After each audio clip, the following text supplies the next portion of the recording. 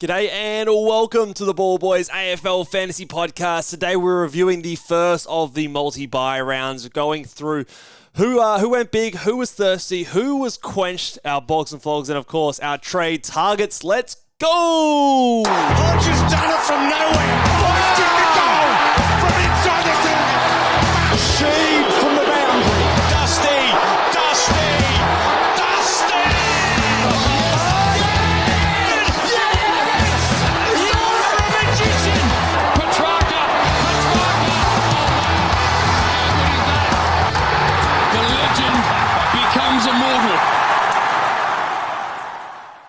G'day and welcome again to the Ball Boys AFL Fantasy Podcast. I'm your host, Mitch Casey, and you can find me on Twitter at Ball Boys Fantasy. And I was always picked first at a lunchtime bang-off. And I'm joined, as always, by Luke Rogerson, my good friend and co-host.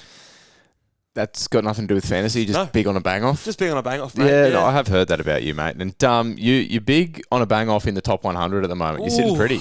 Yeah, so far so good. And it's only because I'm kissed, mate. I'm the most kissed coach going around, as some might say. I have been spreading that rumour ferociously to anyone that'll listen. So yeah, well, look, I've had a bit of luck. It takes a bit of good luck, it does. Mate, I go all right, you know. Well, tell us how all right you went on the weekend. Well, all right. Well, I did have, what did I score on the round 12? I had a 19-23, which moved me up the big old 5 places, and I'm sitting now at 29 on the overall rankings. 5 places seems shit house when you're out in the thousands, but 5 places when you're at 30 if I go out 5 places every round, happy days. That means I'm finishing number 1. So so that was a pretty good score, and I'm pretty happy to get there as well, seeing how I only had 19 playing in round 12. So yeah. I mean, I had the loop there as well, so kind of felt like 20, but from here on out, I should be feeling confident to get sort of 21 or more for the rest of the buy rounds, I believe. So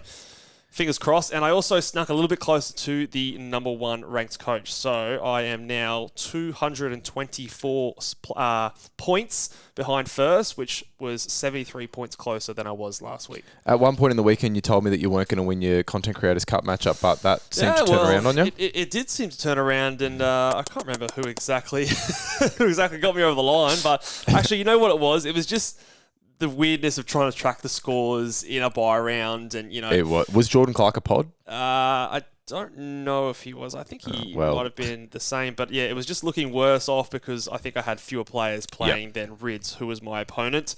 But then my scores started counting in the last game, and his weren't counting just yet. So yeah, just always confusing to remember, see how you're going in the buy rounds. It is. It is. How was your week? Yeah, I snuck a cheeky win against Nathan at the Open Mullets there. He had a tough week, but I had a bit of a tough week as well. We were talking about this just before, but I didn't have really anyone shit the bed, but I think I just missed a lot. I probably had one fewer premiums than other people, and then I had guys like McRae, Caldwell, went well, who have been up and down, and then obviously missed Clark, missed Luke Ryan, missed Sam Walsh. So I think all those things just added up, and it sent me flying back the rankings. So I'm out at 2,400 now.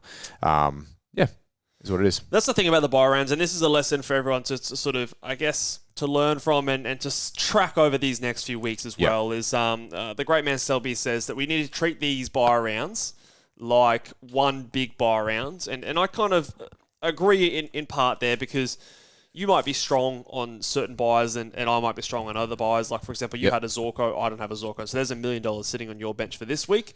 But this week, that $1 million comes back on the field. A player like Clark, who hurt you this week, goes on to my bench this week. So things will all sort of come out in the wash at the end of all 4 of these buy rounds. So you just want to be up at the end. You want to be up at the end. You want to have a better team. You want to have improved rank, hopefully by the end. And that's sort of the way we are looking at it. So now, we mentioned the Content Creators Cup. Of course, it's our opportunity to shout out Infinite Wealth, making smarter financial decisions there. So they sponsor the Content Creators Cup, and the winner gets to donate some money to charity there. So they've also got a gift for you, valued at almost $3,000. Every AFL fantasy coach can head over to infinitewealth.com.au/AFL Fantasy and cash in there on that prize. So thanks to Guesty over there at Infinite Wealth. Shout out Guesty. Let's talk about the new Let's go Camel of the Week first. We'll go negative. We'll go Camel of the Week. My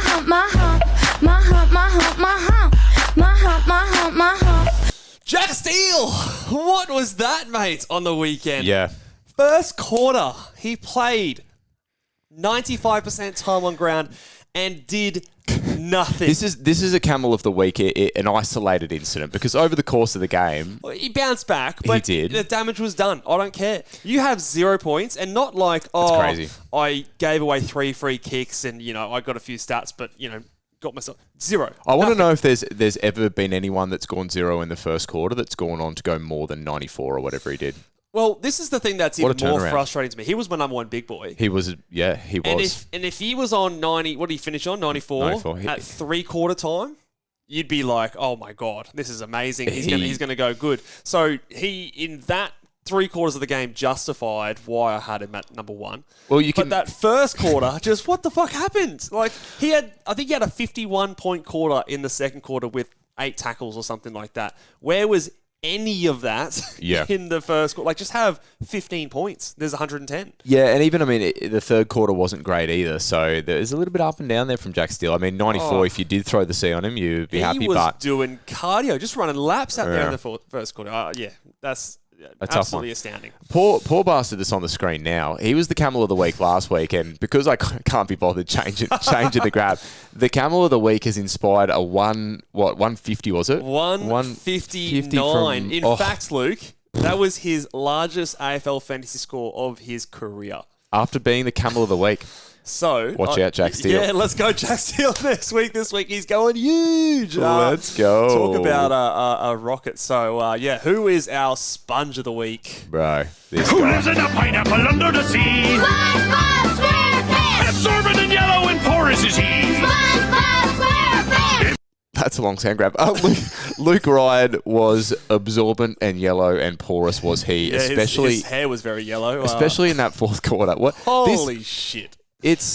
I don't mind how you get your fantasy points, but sitting there watching that, If he was not as unique as he is, and if he was 70% owned, I wouldn't have been laughing as hard as I was watching that game. it's crazy. I would be crying instead because it was outrageous, hilarious, just downright filthy. The amount of ball that just went, they kicked it back. He wasn't even on screen.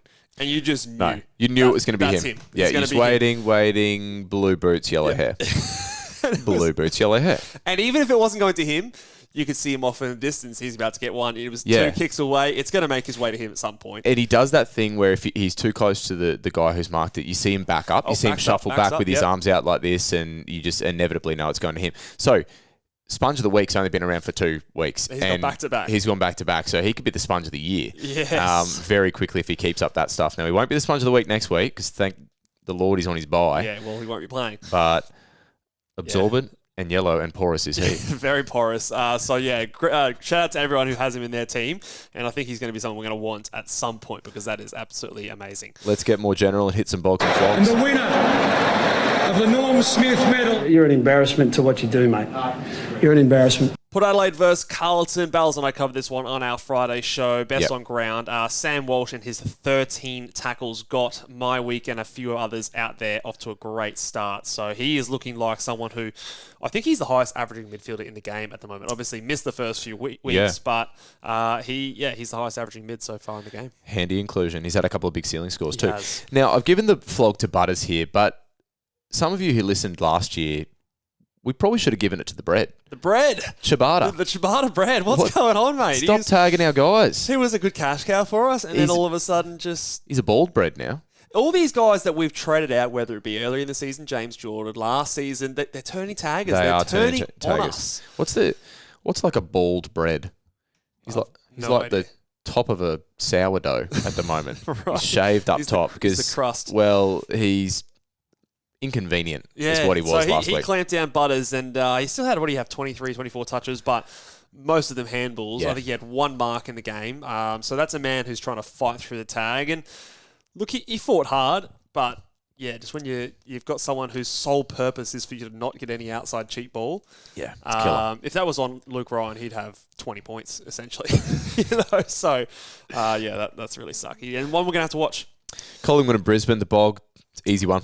It's It's Marcus Bontempelli. Like I said, his highest score for his entire career. It's crazy. I think he beat his previous high by 1 point. But, that just absolutely catapults his average back up. And, you'd love to see it. The last quarter, I think he had was like a 60-point quarter. So, absolutely nuts. So, he is easy, the bog, for that game. Harsh giving it to a rookie here, but Harvey Harrison, a few people might have needed to trade in a rookie forward and you need these rookies to go good in the bye rounds because they're obviously on your field. So to give you 30, I know it's a harsh flog because he probably dropped off for a heap of people, but you want something. Yeah, you do. You want something. These rookies need to stand up here. Hawthorn versus Adelaide, best on ground. Did you see this game from Dylan Moore? Is he a chance of sneaking into our forward lines at any point? He absolutely is because he is just genuinely a really good player. Yep. But he got here by just having a dominant performance. 5 goals and 27 touches to go with 3 tackles, 132 points.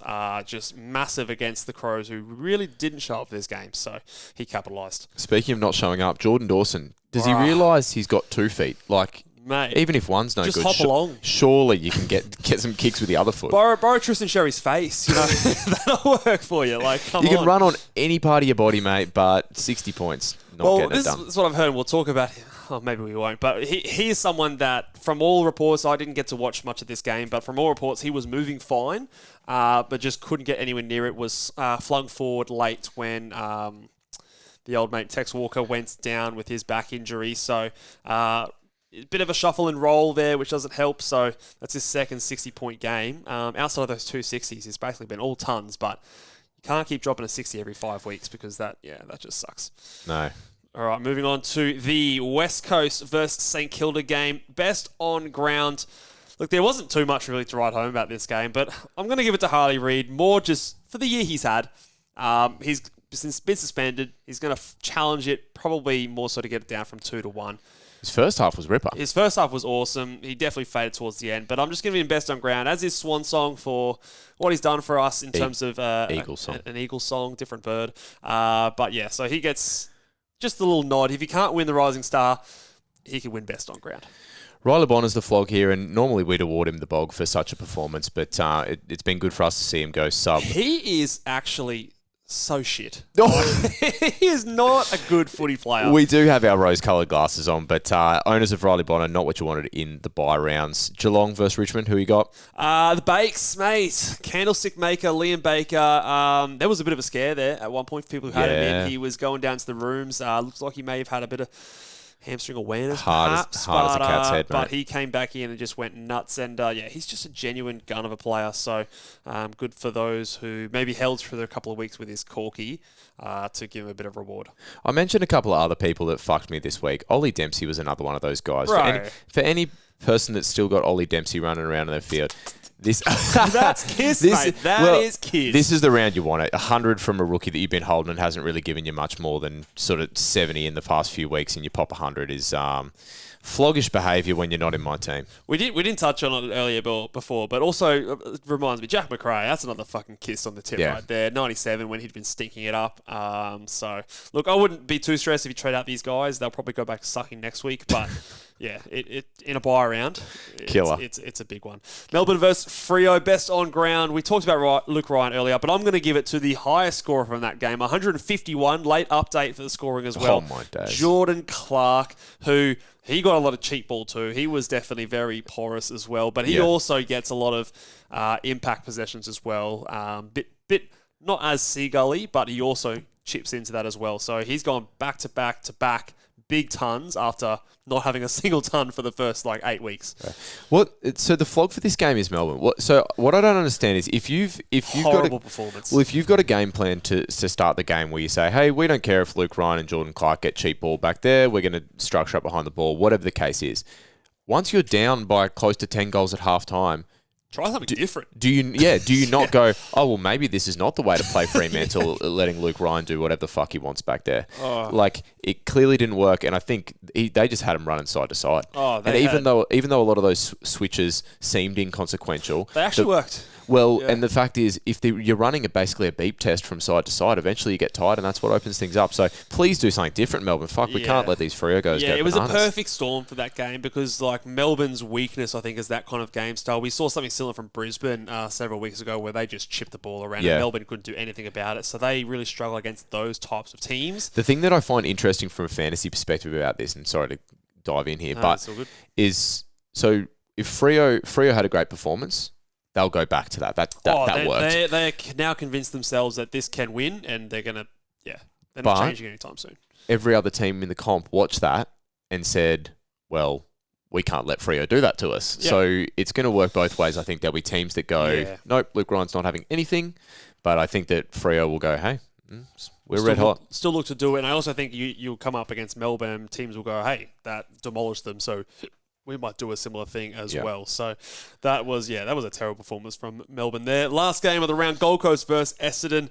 Best on ground, I'm giving it to the combination of stupid, sexy Flanders. So Alex Sexton and Sam Flanders just chipping it to each other. I love the combination of Sam Flanders takes a kick in, gets out of that square, kicks it to Sexton, plus six. Yep. Flanders comes around, little handball off to him.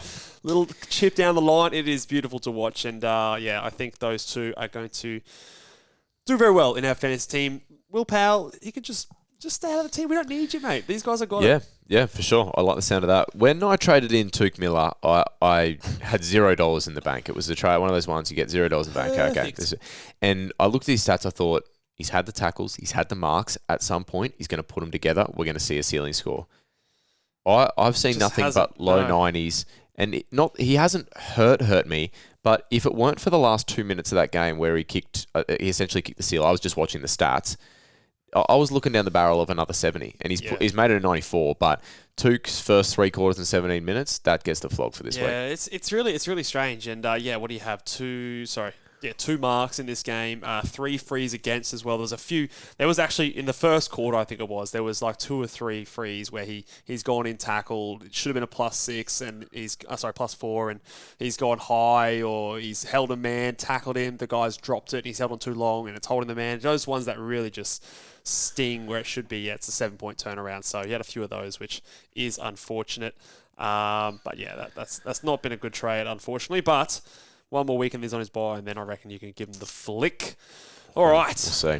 Let's talk about strategy. So, we're now in the simplest 3 weeks of the season, I believe, Luke. It is so simple that I hear people trying to question it, trying to get a bit fancy. Can we bring in this guy? He's got a round 14, 15 bye. I'll ask you the question. Is it as simple as we bring in round 12 bye players, or is there something more complex to this? I'm going to say it is simple, but I'm also going to say I think I can see why people are saying I don't necessarily want to. Because let's have a look at our options. I think that's where people start to go, hey, I want to trade someone else in. Because if you've got, I'm in the case now, whether I liked it or not, I've got Zorko. So I'm going to trade in Fisher this week. I think Fisher is a great target if you don't have him. But I've also got the potential to maybe make 2 mini upgrades this week to try and get myself back on track. But outside of Fisher, if you already own Sheasel and you already own Zorko, do you feel good about getting an LDU? Do you feel good about getting a Lockie Neal? If you're going to go right to the top, I feel good about getting a Dunkley. Yeah, if you're going to get an upgrade there. But I can see why there might be some people that are going, I'm tempted. I've got some cash and I'm tempted by a guy that doesn't fall into the round 12 bye. I think it is simple. I think it is absolutely... I don't get in round 12 bye player. And the math to me just makes it so much easier. If you are trading in a Lockie Neal, let's use him as an example. Now, he's not someone I expect to be anywhere close to a top 8 mid. Yep. He's averaging 93 points for the season. I think he's going to be somewhere between 95 and 100. Yep. Okay, so nothing great for a midfielder. So if he averages, let's say he averages 100 of these next 3 rounds, that's 300 points. If you're getting someone in of a similar price, let's go a Jack Chris. Maybe you wanted to go someone who's been killing it recently. He's been doing some really good job things. He has to average 140. He has to average 150 points basically to equal that, and then he has his buy around. So it's just the math doesn't math. Yeah. You're making it so much harder for yourself to get those points on if you're trading someone who's going to have their buy coming up. I don't care about the value. I don't care about the break evens. Get the points on field. It is the time of the year now where we need to prioritise that. And the best way to do that is get those round 12 buy players, because hopefully by the time we exit the buy rounds, we have finished our upgrades. Yep. And you can flick those guys off to the guys you actually want at that point. But And that's right. I mean, to be perfectly honest, when I sit here and I list some of the guys coming off, there's some decent targets. If you want to shop right at the top, Dunkley and Zorko. Obviously, Fisher presents a little bit of value, we still think, especially in the forward line. And then if you're looking at a guy that is a bit more of a compromise, maybe an LDU who's on a decent run and has a couple of decent games coming up, you're spot on. Once you get to luxury season, you just reassess and go, is this still working or is it not? And you move them on at that point. The only exception I will say is, depending on the players available, is the cash cows. So if, like say we do get some players like Toby McMullen, who's going to come in for the GWS, I would still prioritise getting him over someone who's got their buy round coming up. But there are also much fewer options available to us, and we're not usually getting them in for scoring. Okay, so those guys are there to be a heartbeat and help us a little bit, potentially maybe drop a score that counts for us, but their primary role is to make us cash, facilitate our upgrades. So if, for example, you have a lot of the other rookies, you're not sure if these guys, and maybe they're not even there for the next 3 weeks because their job security is so shaky. So that's the exception. But if you're making an upgrade or getting someone in with the intent of them being a scorer for you, they need to be or coming off their bye, playing the next 3 rounds to me. If you're going fishing this week, are you happy if he's your only upgrade this week? Yeah, I think I'm happy with that. Okay. And if I can do, you'd think you'd be pocketing some cash. A lot of people. Yeah, and it should be an easy upgrade. So you might be able to get off some red dots and stuff to make that happening. So I think it's fine. Maybe build a bit of cash. Maybe next week you can do a bigger, fancier upgrade. Well, next week you might be looking at a Sarong or a Luke Ryan. Those guys are going to be hard to afford. So cashing up now to get those big dogs in and still getting an upgrade is definitely something I'd be okay to do. I think, I've kind of mentioned this to you, I think I'm going to try and force what I'm going to call it, quote unquote, a double upgrade this week, because the way bullets have come around when I got Zorko the other week, when Flanders got dropped and whatnot, not dropped, when he was injured. I'm playing a little bit of catch up. Do you feel like that's an okay position to be in? Like, if I don't force a double upgrade this week, I don't think I'm going to be able to in any of the subsequent weeks. What do you mean by force? Like, what's your... So Fisher and like an LDU is who I've got currently. Yeah. Look, I think it's definitely okay. So if they're coming from rookies, Reed and Sharp plus.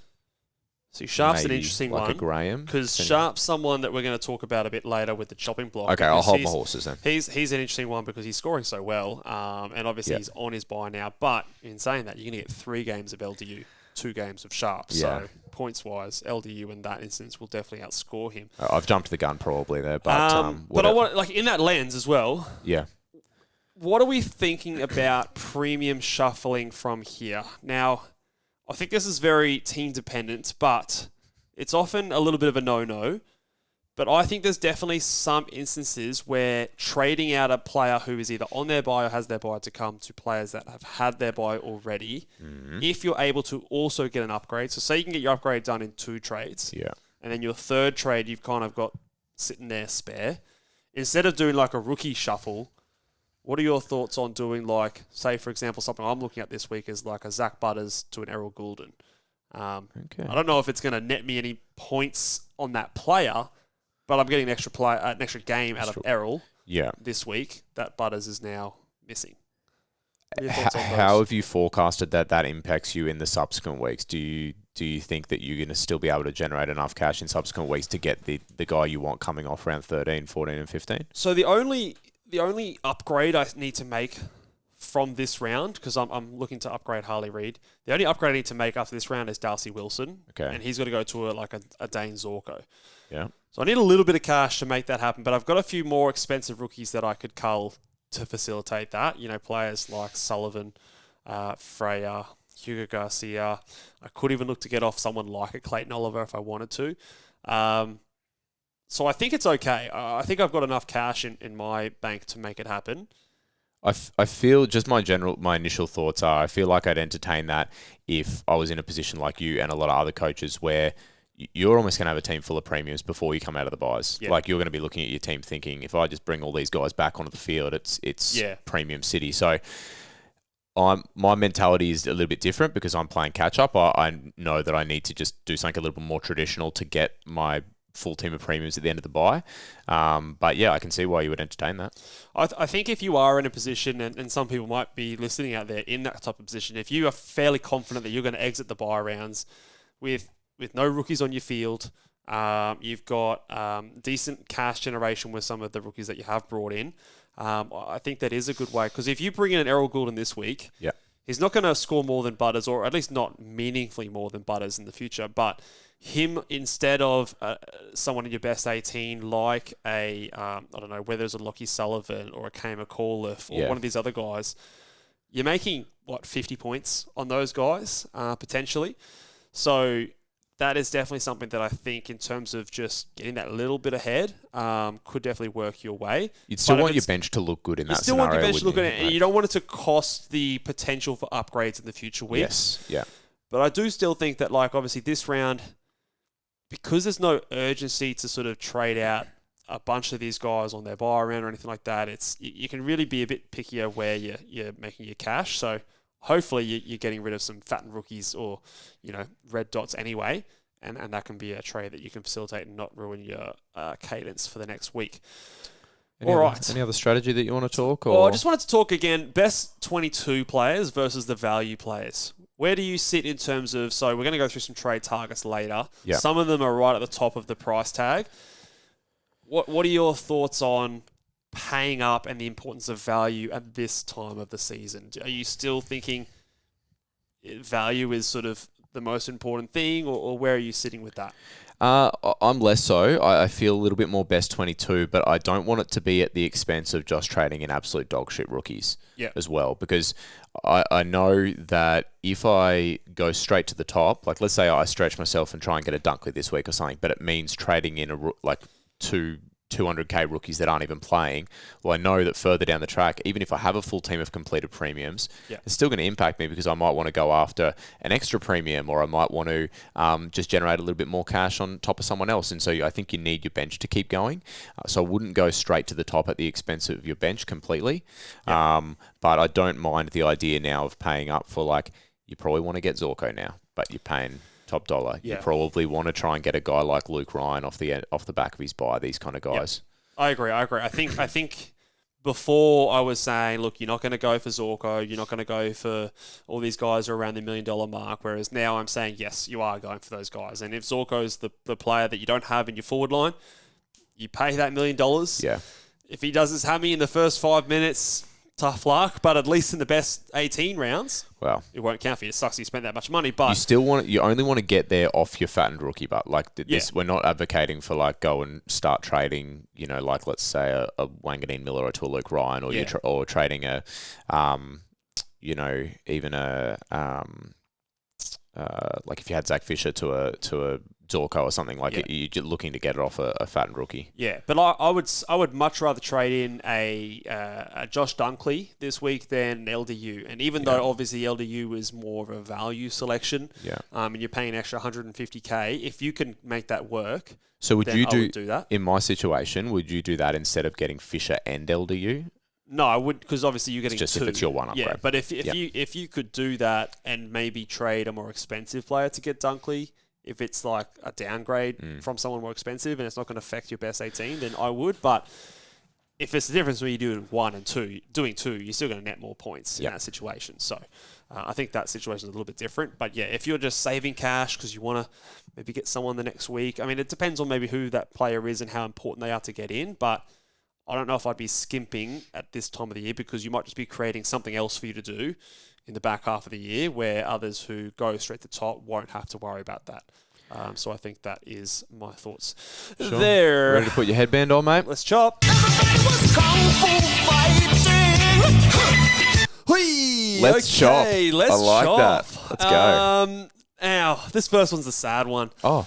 Because Matty Crouch, he's done his shoulder, and apparently he is season ending for the season. And look, we'll pull one out for Matty Crouch, but also Look, I'm gonna take a victory lap here. Oh, yeah? That's not like you. Yeah, humble as they come. And I actually am, guys. Like, I talk it up a bit on this podcast. But anyway, Matt Crouch. I had a hot take a few weeks ago. Oh. Him versus Rory Laird. Yeah. Now, obviously, I didn't expect that he'd be, miss half the season. But to that point, he versus Rory Laird, he has gone and outscored him. So he is averaging for the season 105.7 to Rory Laird's 100. Or sorry, not even 98 points, 0.2. So Lairdy's still got time, but.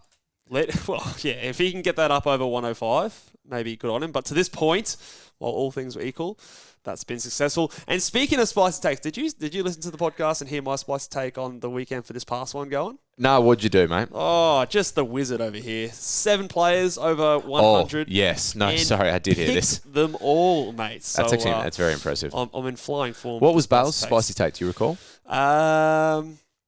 Nah. You've been outed. Yeah. You didn't write it down. Don't listen to me. I don't expect you to listen to your guests either, mate. What a guy. No, actually, no. Hold on, no. It was Rowan Marshall. Rowan Marshall to double his score from the previous week, which he didn't. So it was another optimistic take like yours. He didn't write it down, to be fair. It should be in the bloody notes here. But yes, so. Sorry, I hung out to dry there. Sorry, Bales. Love your information, mate. But let's talk about these chop guys. So Matt Crouch, he's obviously got to go. He's a red dot now. So he's a trade, and hopefully you can trade him and still get an upgrade on the other end. Harley Reid, he's done his job. He's made the cash. I was probably looking to trade him this week anyway. So most people should have been. It's the round where you got round 13. He's got the next bye. We don't have many other rookies on this round. So if he's sitting in your team, I think he's a perfectly fine trade this week anyway. Yep. He's got some money so you can get him up. Riley Bonner, I think it's finally time to go. Probably was See you last later. week that he should have gone, but he is someone who may be dropped, although we say this every fucking week, but he's not scoring in line with some of these big dogs now, and he's got money on his head. So if you can do a little sideways from him and then, again, hopefully still make a trade to get a Fisher or some of these other cheaper guys in, I would definitely be looking I wish at I owned that guy from the start of the year.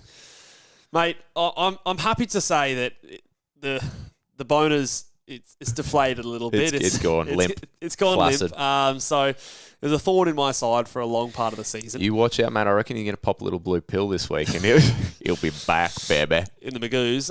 So he is someone I think you can definitely trade. And then it's the rookies. Red dot rookies and fattened rookies in that order.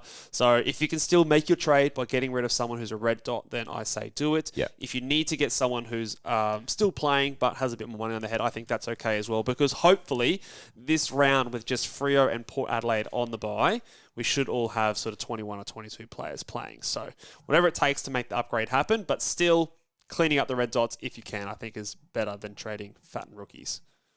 You promised me we'd talk about Jeremy Sharp. So Jeremy Sharp, in that fattened rookies here, he is someone that I think a lot of people will see, okay, he's on his buy round, let's trade him out. That's what you do, right? But this year and last year, same thing, that middle round where you've only got 2 teams on the buy, the reason that's advantageous is because those buy rounds are going to be easy to cover for, and they're going to help you on the other buy rounds. The same applies to someone like Jeremy Sharp, who's scoring 80s and 90s most weeks anyway. So if you have the option of keeping Jeremy Sharp versus trading a Closey, a Will Graham, a Darcy Wilson, I would probably opt to hold Sharp because he's going to help me in the more challenging buy rounds in round 14 and 15. What do you say to that? Are you someone who... Well, I want to know if you've got ulterior motives because it's well publicised that you don't own him. Go ahead, trade him. I don't care. Get rid of him. Are you trying to fuck us up with some reverse psychology here? No, he's going to go flying.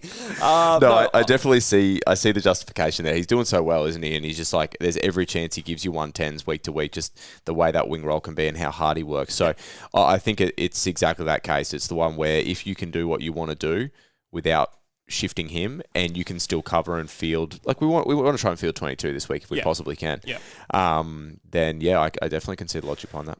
And if his money, because he's worth a lot, like he's over 730k or something ridiculous. So if you can if you make a better trade or something like that because he's got more money in your head, then Or then a double upgrade? or a double upgrade. Yeah, yes, I still would tick that off. Righto. But say your trade doesn't change depending on you trading Sharp versus trading a Closey. Yep.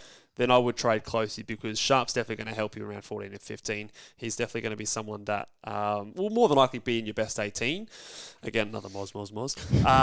So I think that logic stands up to me. The same with the premiums, obviously, because, it's just going to be more helpful. But those, Closey, Graham, Wilson, I think are all happy to trade at this stage. Now, this is where we have some fun because we want to talk about some trade targets. Shopping. And we've got a narrow window to shop in because we're looking at round 12 guys. But who do you like? So the guys I like, in the defence, there's really only one player that I really like. Are these in order on the Harry screen Sheezer. here? No, I've just they're in positional order. Okay. So in defence, there's only one player I really like coming off his bye, and that's Harry Sheezel. I don't really love many other players. I mean... Should I be trading back in Harry Sheezel? I think... I fucked it up. I traded him to Tom Green. Bales fucking nailed it. Traded him to Luke Ryan the same week. Listen to me. I didn't. Well, you were thinking of the Luke Ryan and move. I didn't do it. You didn't do it. But then when I thought, that'll be good for my team, I didn't want to be the old copycat from Ballarat. So I was like, I'll do it, but I'll trade to Green. Because Green... So neither of us schmucks have Luke Ryan in our team. We're both fucking idiots. Yeah, what's going on? But no, I think he's fine to bring in. I think if the thing is, we want to see him hold. He's still got a break even of 130, but he plays the Eagles this week. Then he goes into Collingwood, Melbourne after that, and if they're chipping around at Melbourne, I think he might not be there, mate. I think he's top 6, but I don't think he's like. Do you still think he's top 6? I do. List your top 6 defenders, because I reckon there's more that are ahead of him. Luke Ryan, Nick Dacos, Yep. I think a clear top 2. Yeah. I reckon next... Hayden Young, Nick Martin. There's Nick 4 Martin, already. Hayden Young, Jordan. Bailey Dale. And Jordan Clark. Jordan There's Clark. 6. Sheasel's in and amongst a Hayden Young. Is he? A Jordan Clark. Still? I mean, I think so. Maybe I'm probably wishful thinking here. Yeah. There's probably six or 7 guys in that kind of bracket. I think he's like a step above your Wangs, he's a step above your Sinclairs and Whitfields. Definitely Whitfield. Yeah. Fucking Tom Green. It depends on that split. How much is he forward? How much is he midfield? Is Jai Simpkin coming back in change that? So he's someone that on this list here, he'd probably be one of the last guys I'd look to trade in. Yeah. Because he is a 130 break even, so he's going to get a bit cheaper. But against the Eagles, I could see him going well. Tom, what the fuck was I talking about? There's heaps of good trade targets. Tom Green. Tom Green. Get on the Tom Green. If we don't all walk away from this week without Tom Green, he I sucks, don't know mate. I don't know who you're listening to. He's averaging about fucking 80 for me. He sucks. Yeah, he's going to come good. He's going to come good, absolutely. He's got the Sam Walsh about him. He just gets pill. Look, his run doesn't matter if you not don't the get most friendly. Get Mark. He'll get marks. It's all good. He's 761k. It's stupidly cheap. So I think he is an absolutely great player to trade in. This is where value and best 22 combine. Like, he's both. He's value and he has a chance to be a top 8 mid. So I'm not overthinking that one. Josh Dunkley is a guy that I have been wanting in my side all season. He is expensive, but I think he is probably a top 4 mid this season. He's only dropped 2 scores, I believe, under the 100, and both of them were 90s. So he hasn't dropped a score under 90 the entire year. Just ultra consistent. Also has a ceiling. He's had a 150 before and a few games over 110. So he's a guy that I really like. Who do you prefer between him and Errol Goulden, who's the next player on this list? If you're looking at a more expensive 900k plus mid, do you have a preference for either one of those two? Dunkley, for me, for Dunkley, sure. The role's so solid. Yeah. I think so. Especially Errol still has a ceiling on his day, but the role's so solid. Hasn't been as big this year. I think with the likes of Heaney and Chad Warner going really well. You imagine if he was playing for Freo on the weekend against Melbourne. Oh, he would have. My goodness me. There would have been just Luke Ryan to Errol, Luke Ryan to Errol, Luke Ryan to Errol. Yeah. Good, because Jordan Clark wouldn't have been fucking getting it. But he's been consistent since round 0, sorry. Yep. After that, I think he's gone... What has he done? He's done 1 score under 90 since then. So... The ceiling has not been as high, but the floor has still been there. And his time on ground, he's 97%. Yeah. So he's trying to get to that 100% game time. He's so that's still always absorbent nice. and yellow and porous as he is. So Yeah, he is. And then in the forward line, Zach Fisher and Dane Zorko. So Fisher's probably your priority, I think, with just being cheaper. I also, there's a little part of me that's still hesitant with Zorko, but again, if he's your final sort of lock in the forward line, I think he's someone you can get. So those are the guys that I really like. yeah. You could also shop in the realms of an LDU. Yeah. LDU's next 2 games, you mentioned them before talking about Sheasel. So West Coast and then Collingwood. And he's coming off 3 tons, am I right? Or a low 90 and 2 tons? Yeah, he's had 3 tons in a row. 3 yeah. tons. So, like, And his time on ground is up, which is actually really nice. yeah, there's no disputing what this guy can do when he's at his peak. It's just a matter of whether you pick his peak or not. I mean, even last season, there was stretches. The season before that, there were very decent stretches of high ceiling games. Is he a free agent coming off the end of this year as well? I know there's been some talk about like other clubs like looking at him. I don't know if it's I this think he year or might the be. week I after. think he might be a free agent. I'm going to check that, but You reckon hey. a bit of extra of incentive for the great man? wow, you Look, want to I get paid? I think he hasn't been there for the season. He's averaging 95 the season, but we know last year he went on a massive run at the end of the Free season. agent next year. Yeah, well there you go. Maybe he's trying to get paid. $13 to $15 million offer. Ooh, don't Well, mind it if I do. I've done the old classic, whatever's at the top of What is Google. at the top? Yeah. So I think he is definitely someone that if he's the best you can get to, 836,000 now. Obviously, I'd be going Green ahead of him. I'd be going Fisher ahead of him. Yeah. But So he's the more next- expensive than Tom Green and Fisher, isn't it? Yeah, he is. So I'd be Ridiculous. going those guys ahead of him. But Yeah. if you've got those guys and he's the next best and the most you can afford, then he is okay. You prefer him to a Lockie Neal? I do. Okay. I think he's got the ceiling over Lockie Neal. I don't think teams are going to be tagging him or anything like that because you've got the Sheasel there. Lockie Neal's going at like 108 in his last 4. Yeah. Look, he's solid, and he's definitely an upgrade over a rookie.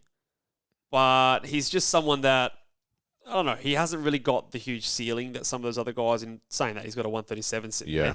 there. But I just don't see that happening too often with him than some of these other guys. But he is cheap. And again, if you have a preference for Lockie Neal, again, it's better than a rookie. It's better than having someone like a Tom Powell or one of those mid-prices sitting there or a Riley Bonner. I think it's a little bit better. Plus, you're going to get the extra game out of him as well. So I think that those kind of sideways shuffles are okay to do. Anyone else? If you don't have Isaac Heaney, if you've been going without him for the whole season, bite the now's your bullet. time to get him in. He's got a great matchup this round You against wouldn't- the Cats. You wouldn't even conceive of Lockie Whitfield this week, would you? Just with what we've seen in I'm the last worried. little bit. I'm worried about Whitfield and I his think he run. could be one of the first guys that go at luxury season, especially with the way teams have worked now. Like Hawthorn are playing great footy.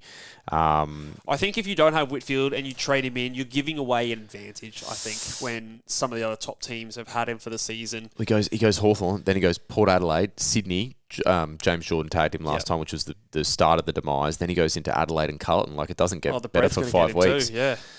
So, yeah, he's going to be bloody yeasted. Yeah, it's not going to be a fun several rounds for Lockie Whitfield. So I don't think I'd be bringing him in. Despite him being under 800,000, it might seem cheap.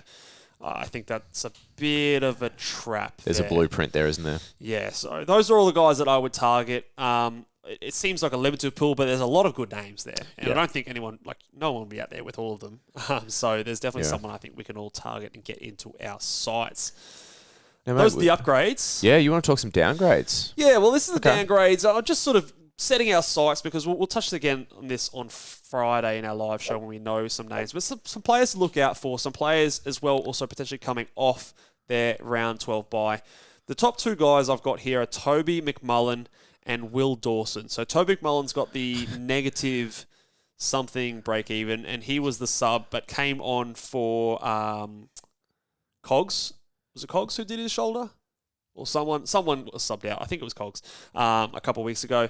And so he scored, I think it was like a 50 or 60 or something in very limited game time. 60. Toby McLovin, 40% game time. So 40% time on ground and massive points per minute. 9 so if he nine doesn't- tackles. Yeah, if he doesn't start in the vest, this is kind of like that Hugo Garcia thing from the Yes. start of the year. So Yeah. I think if he is named in the side, and I think Chance. they play early enough, they play the first game on Saturday. So if he's not in the vest, I think he is pretty much the number 1 target because obviously he's had his bye. The next guy is Will Dawson for the Kangaroos. A little bit less confident that he's going to do anything scoring-wise, but he's a defender forward, which is always handy. He's got the West Coast Eagles, and he's in a bottom 2 side. Yeah. So you'd hope that maybe there's a bit of job security there because of that. Maybe it depends on what's the go with someone like a McKercher or I think he's a bit more of a key position player. I'm not 100% sure, but 249k is cheap. It might be enough to get your upgrade, and he maybe does a Charlie Dean and Charlie pops a Dean was 70 score. he was a waxy boy on the weekend. And guess who he plays this week? Who's he play? Saints? Melbourne. Oh, shit, yeah. There you go. He's going to Luke Ryan it up. That annoyed me more than it should have. For the people who had him for most of the season, and he's done absolutely nothing for you, and then the 1 week that He's it on actually field. is going to matter for you, he comes and pops a fieldable score. That's just good coaching, mate. You get better to be... I don't know. That annoyed me way more than it should have. But anyway, if you've been holding Charlie Dean for most of the season, you probably needed his score. So he's on that list as well. He's got a low break even. Now, he's the example of a round 15 player. So not the round 12. But in our defensive line, there's not many round 15 players anyway. If you're getting around, Wang, any St Kilda guys that you got, obviously are there. Dacos. If you got Bailey Dale. Yeah, okay. So I guess there is a few. Yeah, so, you could have a few there. So I think the preference is still those round 12 guys. But Just not you, mate. Yeah, just not your team. I want to put on the list of a couple of players that I could see debuting this week. Okay. Ari Schoenmaker. The Oracle, mate. I mean, we've been... Surely he comes in for Riley Bonner this week. You'd have to think. You reckon Bonner's just getting proper dropped? If I was coaching, I'd make that switch. There's a few players at St The Kilda Saints looked dog shit on the weekend. I know they had the They win, won. and this is the issue because they won, but they looked garbage. Sorry to any Saints supporters out there, but they did not look good. Yeah, this Rich coming for a Richard fans, isn't it? Well, we're garbage too. Don't get anything mixed about that. We're straight garbage as well. I can fully see that. But yeah, I don't know. It was uninspiring footy to me, and I think Bonner is someone that could make way for someone like a Schoenmaker who's got a little bit of dare about him. He's a 200k defender. You reckon I could see here we're going to get a beacon of hope in the mid-season draftees? Well, there's a few players that I want to keep my eye on. Luke Beacon is the one you're referencing there. Didn't even look ahead to see that joke. I've got them lined up, mate. Your old man actually put me onto this, and the cogs started turning a little bit here. So he's a halfback player that they drafted in the mid-season draft. Okay. They're sitting. What are they sitting on the ladder? Where are they going? They're like 14th or something like that. They're not having the season that they would have wanted. I'm going to actually look this up here. Don't tell me I've traded in Zorko and you suspect he's not going to be a waxy boy anymore. 13th on the ladder. Look, real question here. As a football, get your football brain I don't watch on enough. in your fantasy. I don't watch enough Brisbane. What does it serve Brisbane to have 35-year-old Dane Zorko sitting there racking up the pill if they're not going to be top 8? It doesn't, but I don't care what serves Brisbane because I was forced to trade that motherfucker in. And if he suddenly stops doing what he's been doing now that he's at the Oxlongs, I'll blow up. I just want to put it on the radar there because we've talked about the bye kind of resetting the coach's game plan. Now, I would be... Beacon of hope, my ass. I'd be surprised if it happens straight away. I don't think that's going to happen, but I just want to put it out there as a realm of possibility. No, I don't think a mid-season draftee is going to come in and say, Dane, probably not. I'll take that pill, Dane. Don't worry about it. But I think it would make sense for them to maybe trial some younger players. You're trading him in. What do you hope? What are you putting this out into the universe? I'll still get him in, but I'm just saying that let's watch this space because I think the Brisbane Lions they strike me as a team that at the back half of the season they're going to start to flick some magnets around if they're not in contention. Maybe right. Let's just save ourselves some pain and talk about this next. But anyway, Luke Beacon is one that he's going to be. Georgie Payne, you'll get there soon. I'll go again. Just wait. My okay. days. I've already got one lined up. But I think, anyway, Luke Beacon, he scored well in the VFL or Sandford, I think he was. So he's someone to look at. These guys are all 200k basement price, and obviously Brisbane have had their buy round. Georgie Payne, another North Melbourne, another round 12 buy player. I think he's a mid-forward. I think scored averages of 80 or 90 in the VFL. So he's someone to look at there. Again, had his buy. Max Hall, what's your joke here? I'm not a monkey. I don't dance on cue. Well, for St Kilda, and this is because I think St Kilda are not going anywhere. They are 15th on the ladder. I don't think they have much hope of making the final. So They've been really disappointing this year. Very disappointing. And disappointing from what I expected.